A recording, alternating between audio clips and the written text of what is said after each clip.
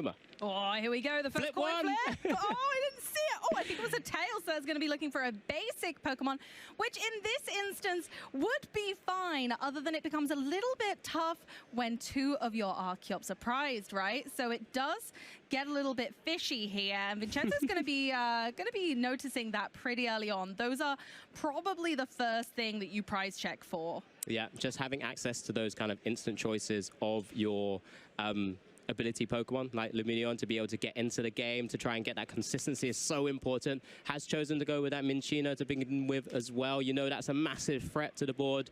Just that little rat Pokemon being able to weave in so much damage once you're online. Could this be a bit of a problem, though? If Vincenzo hasn't gone for another Lugia, Luke's deck, Gouging Fire, has so many opportunities to take a big one-hit KO on the first turn, as it's just a pass over. Oh my goodness. And yeah, I think it's very valid to note that Entei V in the prize cards for Luke, though, because Entei V is one of the early attackers of the game.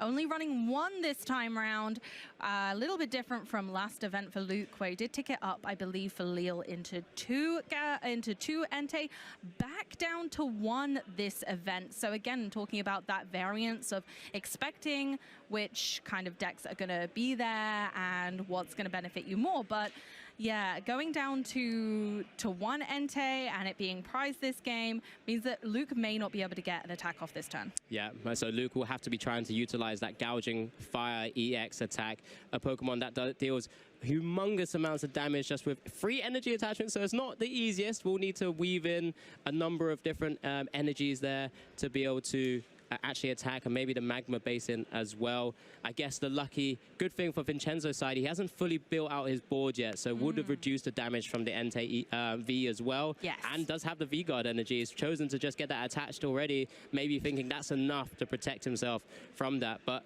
wouldn't protect you from a Blaze Blitz from Gouging Fire, Amy. No, it certainly wouldn't, but I feel like, you know, Vincenzo's doing the most they can to protect their Lugia as we flurry on with Luke's turn with a Squawk and Seize that's kind of bringing up not much. Not much at all. Had to use the Trekking Shoes to hit into the Nest Ball and just has to continue kind of bursting through where possible. In terms of supporters, obviously hasn't played one as of yet. Does hit the Gouging Fire off that Trekking Shoes. Does have the Iron Bundle in the list now as well. That's a new inclusion for this tournament. Here comes the Nest Ball from Luke's side. Only has what it looked like a boss's orders as a supporter. Yeah. So eyeing up that Mew to just draw a little bit more, maybe. I think thinking about that consistency as well at the beginning of the game, Luke knowing that no draw supporter is in hand, for, you know, just longevity, making sure that he's always going to be able to draw a few more cards each turn, because otherwise this deck is currently lacking from a draw engine. We don't have any sustainability, and where we've had a little bit of a slow start here, Luke needs to be able to stabilize to be able to handle the rest of the game. Yeah, there's a Switch Cart into the Mew, which of course not only has that fantastic restart ability, has free retreat as well. Bravery Charm, not the best card to hit here. Luke doesn't look like he's going to be swinging anytime soon with an attack. That gives Vincenzo a great opportunity to try and pitch those final two Archeops in the deck, as we do see a retreat into the Iron Bundle and a pass over for the time being. Remember, nothing else was done by Vincenzo's side from that capturing aroma. Okay, equally, this hand isn't looking fantastic. We've got Iono, Professor Turo, and I believe two bosses orders. So, but we do have the Cinccino. This deck, in particular, Vincenzo is running a really heavy line of the Cinccino and Minccino, which isn't seen in every list. We saw it did do very well in Leal with the kind of heavy line of the Minccino and Cinccino, but it also top-8'd a list with very few Minccino and Cinccino. Exactly. But I think in this particular matchup, because of the Bravery Charms, I respect the heavy Cinccino line. So that was the Ultra Ball, what looked to be like the one of the Archeops already. So with the pitching away with the Professor's research, that's piece one into the discard here. It doesn't have, of course, the Lugia V-Star yet, but here's a great ball. Look at the top 7. There's the Lugia. That's not quite, but at the same time, he wasn't really threatened by Luke's board yet anyway. So is there another turn that maybe Vincenzo can just kind of pause and just use Read the Wind? Remember, 2 Archeops are in the prizes, and that's probably the difficulty right now. And Lugia has really minimal card draw. You kind of rely on that early game setup with the gift energies. But unfortunately, Vincenzo just can't seem to get off the starting line. We're there with a Cinccino, and we've read the wind. Yeah, so another turn, another emphasis on Luke to maybe start to try and take the initiative.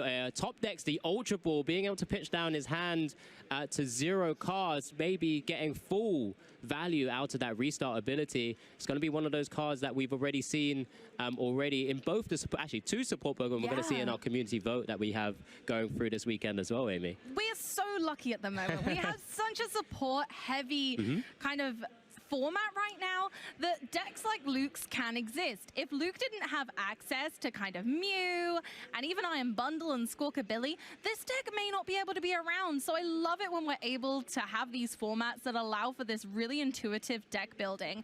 Going in with the Professor Sada's Vitality to attach, here we go, and draw 3 cards. So again, just emphasizing the strength of this deck and how quickly actually Luke is able to get energy into play, especially when he was gifted another turn. Yeah, they're still kind of lacking a bit of the right cards here. Those combo pieces not really coming at the right time. It is just a pass over. Luke to get an attack off would have needed Magma Basin and then the energy attachment from hand as well, but also maneuvering that Iron Bundle out of the active spot.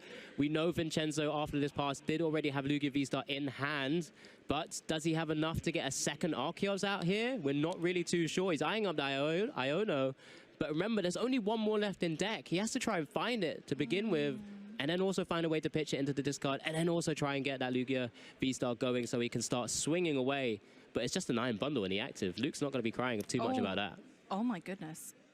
Here we go. Yeah, it's just an Iono. Without the evolution into Lugia V-Star. So just going ahead, knowing that none of the Lugia V-Stars are prized, I'm going to go ahead and draw 6. We certainly didn't want to Professor's research that hand. It was full of energy, but we have managed to find another Lugia V. Oh, but hasn't found a discard card. That could be big again. But he just wanted to maybe hold on to the Lugia V with the energy in the active spot, so he could read the wind. If he finds it, we can't see. That was a heads. It looks like we're going to finally pitch the second Arceus here. Surely, I'd hope, as a sort of a key game plan. There's the second Arceus coming down from that Capturing Aroma into the hand. It might just be a read the wind play here, giving Luke just 3 turns to try and power up this Gouging Fire into position and getting a massive attack off, potentially taking the first 2 prizes. And that's what we were talking about earlier with Lugia almost being its own worst enemy in some instances. All these extra turns that Vincenzo is giving Luke to kind of power up those monsters and, you know, monstrous damage on the bench. Are they going to be impactful? But here we go with a Read the Wind. Yeah, and Luke's Iono, off Vincenzo's Iono, sorry, is actually a really, really good hand. There's a Jet Energy to maneuver into the active spot now. There's a Magma Basin to start powering up that Gouging Fire. Has a bench slot already to go for potentially another attacker getting ready as well. There's the Magma Basin ability. You can attach your Fire Energy from your discard pile to your benched Fire Pokemon. It does take 2 damage, but that is exactly where Munkidori is in here for, to try and protect itself. And with a Bravery Charm, that Gouging Fire is really likely to stick around for quite some time. I think that's why the Jamming Tower went down at that point, was just to attempt to power down this Gouging Fire and allow it to have that lower HP of 230. But unfortunately, already it's been swept out of play, and Magma Basin has solidified its place, allowing Luke to not only accelerate energy, but also, like you say, get Munkidori ready for some monkey business. Yeah, 100%. And we just saw, as I was talking about the power of that hand that he had, he's also had that Secret Box going as well. A fantastic ace spec of choice here, being able to discard 3 other cards from your hand, so sometimes it's a bit detrimental, but you get to search your deck for an item card, a tool card, a supporter card, and a stadium. And when you're playing a deck like Luke's, you get that Judge out of your deck, and you're just slowing down your opponent. Maybe Vincenzo doesn't hit that Lugia V-Star the next turn, and that Cinccino is not going to be able to come up swinging for heavy damage anytime soon. That's going to be the hope anyway. That's crazy. That disruption at this point, after Vincenzo has drawn 3 cards with Read the Wind, could be insane. Now, okay, Vincenzo's got a pretty good hand, if you ask me. That's quite nice. As we do see the Gouging Fire taking the first 2 prizes of this round 4. Blaze Blitz, 260 damage. Can't get knocked out again. Luke didn't use the Munkidori ability, which is kind of interesting. Maybe just kind of letting that damage rack up is enough, or maybe it's kind of not a concern. Knowing that Cinccino has essentially uncapped damage output, it is a case of, very true. The Cinccino can KO me anyway. I'm not going to worry about Munkidori right now, but luckily for Vincenzo, that Great Ball came up trumps, and we managed to get the Lugia V-Star. We're on board. Yeah, we're going to be utilizing that fantastic ability, Summoning Star, the V-Star power of choice from the Lugia V-Star, where during your turn you may put 2 colorless Pokemon that don't have a rule box from your discard pile into play, onto the bench. And that's when Cinccino can really start swinging for really, really heavy damage. There's a Tails from a Capturing Aroma as well, just maybe setting up the board state for future Cinccino attacks. Or maybe, depending if there's any supporters in hand, maybe trying to utilize a weaving in something else. But it looks like it's going to be the baby rats coming out. I think it's interesting because the Lugia decks that we see right now have so much flexibility with their damage output. Minccino and Cinccino being able to push out loads of damage with Special Roll, but also having the likes of our fantastic Iron Hands, very handy card indeed, being able to potentially take multi-prizes on a single prize Pokemon. And Luke does have Pokemon in range of those attacks, such as Munkidori and Iron Bundle. Even the Squawkabilly EX is susceptible. Yeah, it could ever happen if maybe Vincenzo had to take out an Iron Bundle early, could have swung with maybe Iron Hands in the latter stages just to creep back. That would have been on that so lovely. But here we go with the first Primal Turbo. Let's go. Being able to accelerate 2 energy, special energy, onto your Pokemon in any way. There we go. They both have to go onto the same Pokemon, but we have 2 Archeops in play, so we can do that twice, which is lovely. We can get set up with a gift energy on the other Minccino, just giving ourselves a little bit of wiggle room there. So we got 2 energy on the Cinccino inactive. 3, it looks like. Is it just 3? about. It looks It just is. like 3, yes, sorry. There's 2 and 1 from hand. Oh, that is so nice. A nice clean knockout, even with the Bravery Charm. Yeah, and then being able to set up the additional attacker on the bench as well with an energy, a really sort of nice play there. But Luke's probably eyeing up a couple of different cards there. That we've already mentioned it before in our little analysis before he kicked things off. But does kick things off with that fantastic Fezandipiti EX. He's flipping the script, drawing 3 more cards. When you are a combo deck like this, you need as many pieces of the puzzle as possible. And that's just one of them, as we see here. What's Luke going to be eyeing up? Of course, does have another attacker on the bench already. You know, could try and target down something like the Lugia V-Star at some stage with a gusting option. But of course, to be able to attack with that Gouging Fire, we'll need to utilize Professor Sada's Vitality. Does use the Iron Bundle to begin with. See what Vincenzo's going to give up before Luke decides which direction to go. I like the Minccino possibly, because you're kind of forcing Luke into having to proc the gift energy and allow Vincenzo to draw up to 7 cards in hand. But Vincenzo's gone for Lugia. I like this play. And can I tell you why, Alex? I like this play because Vincenzo is making themselves a single prize board state, and Luke doesn't like that. Luke wants to be able to take a clean 2/2/2 prize map, and he can't. But then the tricky thing of Luke's deck is he's going to be, depending on what Vincenzo was going to bring active, I don't think he's ever going to bring up an Archeops. Yeah. Right? So it's always going to be the Minccino or the Cinccino. Absolutely. Therefore, Luke had 2 options. And one of them was, both of them were actually either on the board or in his hand. He had the Delphox V in hand.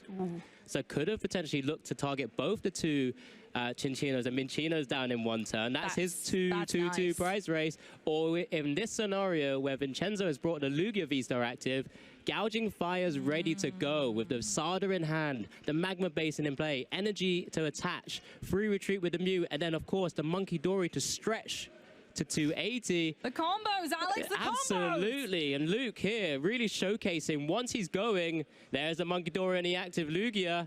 Now it's just, well, I'm taking 4 prizes. Now it's on you, Vincenzo. Yeah, can you come back? Yeah, can you disrupt me? Because if you don't, well, I've got a surprise in my hand for you, my friend. Absolutely. And even then, Luke has so many support Pokemon, just like our community bracket. Luke will be able to still draw cards with Flip the Script, with Restart. So Mew and Fezandipiti will really help out. Yeah, this is big. I mean, of course, Vincenzo may not know much about Luke's list and may just be thinking, well, I'm okay. I've now got a single prize board state. There's not much you can do, but little does he know, unless he disrupts him, There could be something. There's something waiting in the wings.